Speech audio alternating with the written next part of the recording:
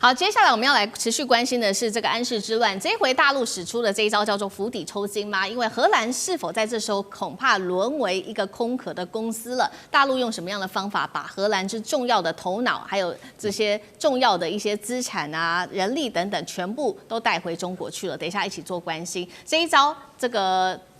拉着德国一起来针对荷兰这招放饵钓鱼，是否会让荷兰完全的孤立呢？今天都会一起来做关心。好，今天3个火线话题，我们等一下赶快来请来宾帮我们做解答。北京这一回是先甜后刀吗？针对荷兰针对德国他怎么做呢？先把晶片给德国来救他的汽车业，然后再反过来跟德国说：好，你拿到了晶片没有错，这时候你得站队了，帮我们一起来施压荷兰。这是逼欧洲选边站的一个精准布局吗？德国的施压之下，荷兰会做让步吗？第二件事情，刚刚提到了这个有关于安氏案哦，这个文泰科技现在乾坤大挪移，怎么做呢？他把在安氏的200名工程师给拉回中国大陆，并且现在说呢，产能可以直升5万片。那么如果这样的情况之下，荷兰的安氏会被掏空成未来成为一个空壳公司吗？那么未来整个生产也都会回到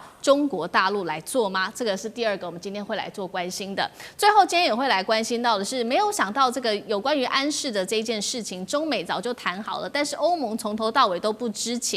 有的人说啊，荷兰根本就是被拿来当做祭旗的，而荷兰到底现在还有什么筹码呢？今天我们都会一起的来做解读。好，赶快来关心到的是安氏的这一场风暴。德国汽车这个零件巨头，他已经正式的证实了他是欧摩威，他说确实已经拿到了来自于中国大陆安氏晶片出口，已经拿到晶片了。那么中国商务部就说，好，你拿到晶片了，那接下来你就要帮助我们一起对荷兰施压，撤销荷兰对于中资晶片制造商的这个接管行动。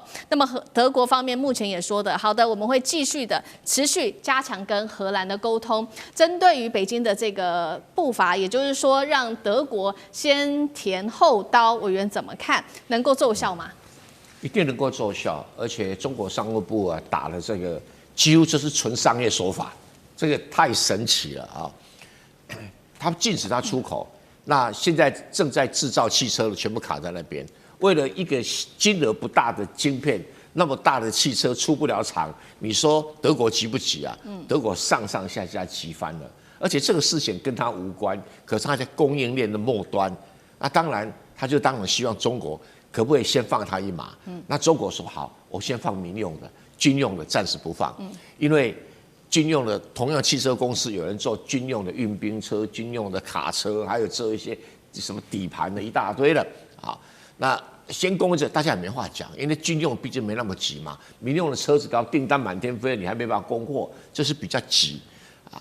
但是整体来讲，这2个先区隔开来的话，那就很明白啦。你这些汽车公司就单独去跟荷兰施压，那你不要怪我啊！我不出口原因是他接受我公司啊。我知道荷兰跟中国的同一个公司2个部门先切割啊，那我保护我的财产啊，对，所以这个做的是对的，那荷兰就灰头土脸啦。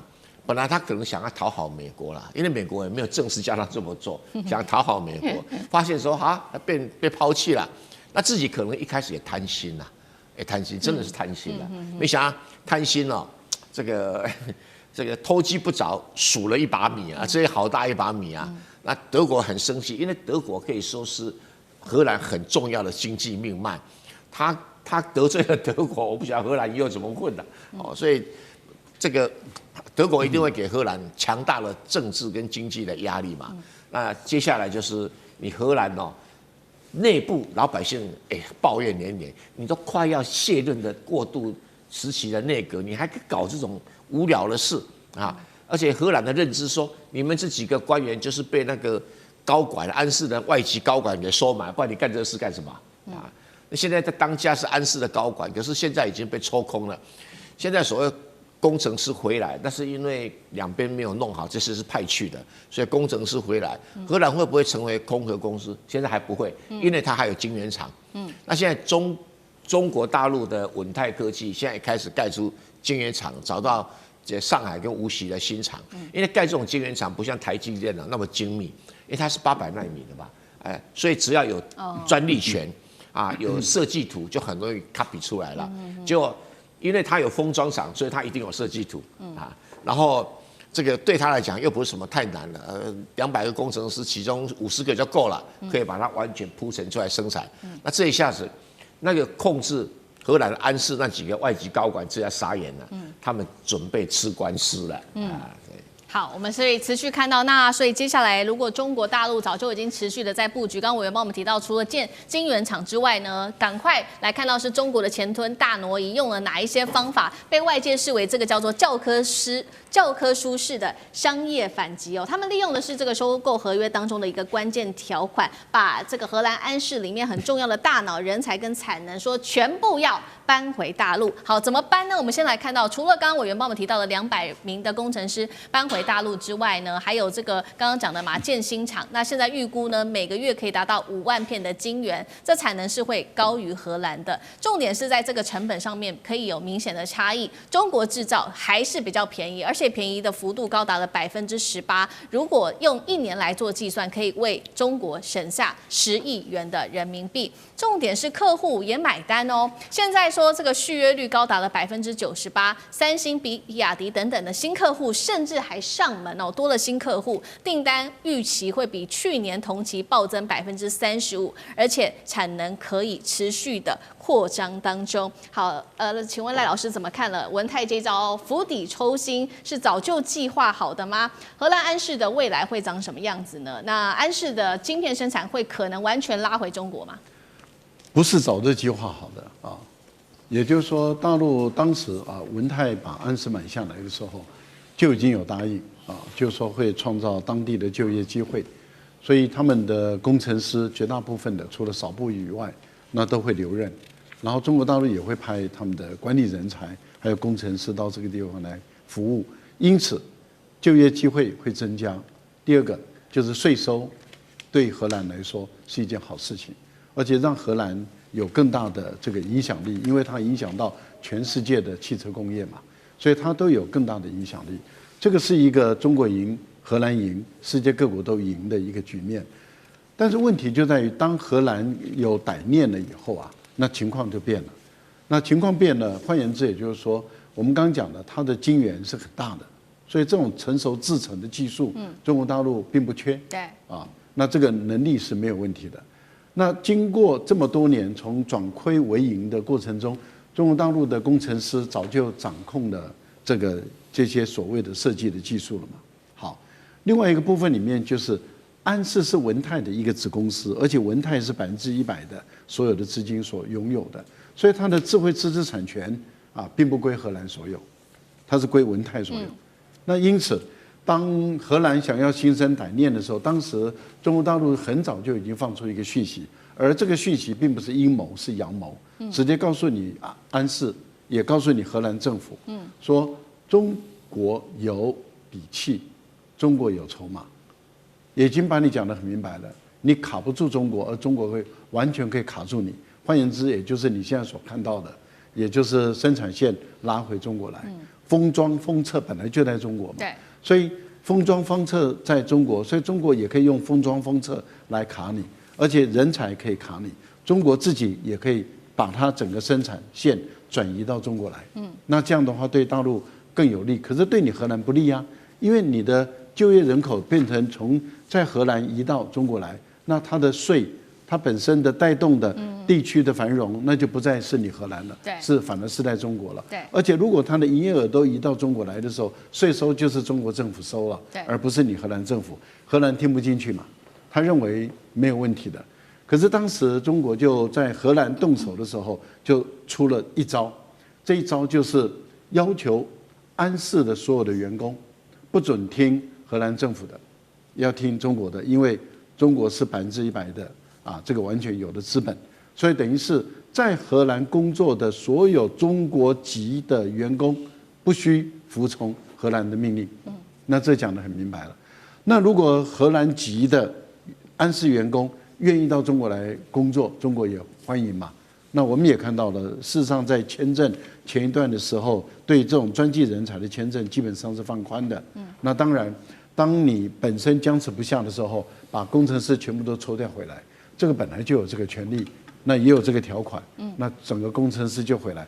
我相信也可能有一些荷兰籍的工程师，也说不定，这个只是我们没有看到内部的消息，也说不定跟着到中国大陆这边来工作。那请问你，对，那你荷兰就空了嘛？所以并不是早就计划好，是事实上，也就是我们都希望创造双赢多赢的局面。可是你荷兰执迷不悟的时候，那就对不起了，那就全吃了。一旦全吃了，坦白说也没有违反合约嘛，因为是你自己搞出来的。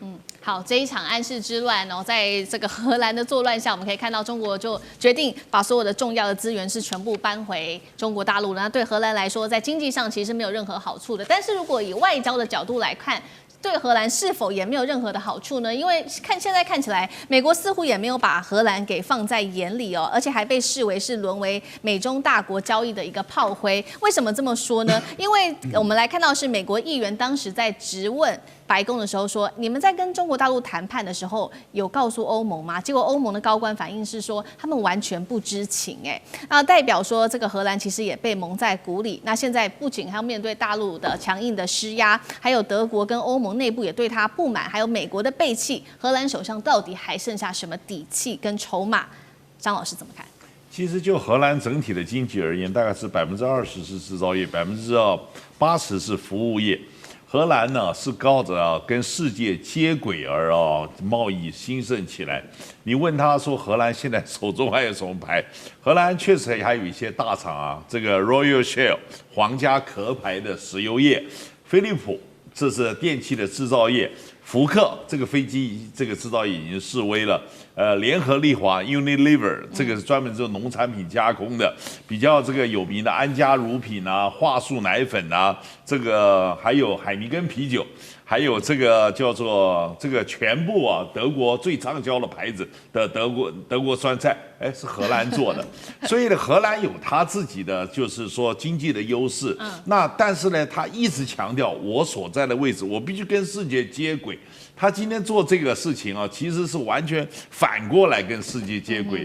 荷兰人是极度的聪明，而且呢，在那么小的一个国家之下，他能够在海权的这样兴旺的之下，然后你想想看，在我们台南都可以建立一个殖民地，他有他的本事，而且还可以在1米那么一个地方。但是他真正的问题就是一个观念的改变。被美国人这样子去怂恿，然后变成一个打手，最后就弄出来。所以这个在荷兰内部有他的报纸讲说这个愚笨呢，就跟当初荷兰有一个很有名的就是郁金香风暴嘛，对不对？大家盲目去投资郁金香，很愚昧的那么一个事儿。他说这个大概愚蠢的程度跟那个差不多。好，谢谢张晋老师。那我们休息一下，马上回来。地缘政治、美中之争、战略价值、强权崛起、小国生存，现在与未来洞悉事件走向，掌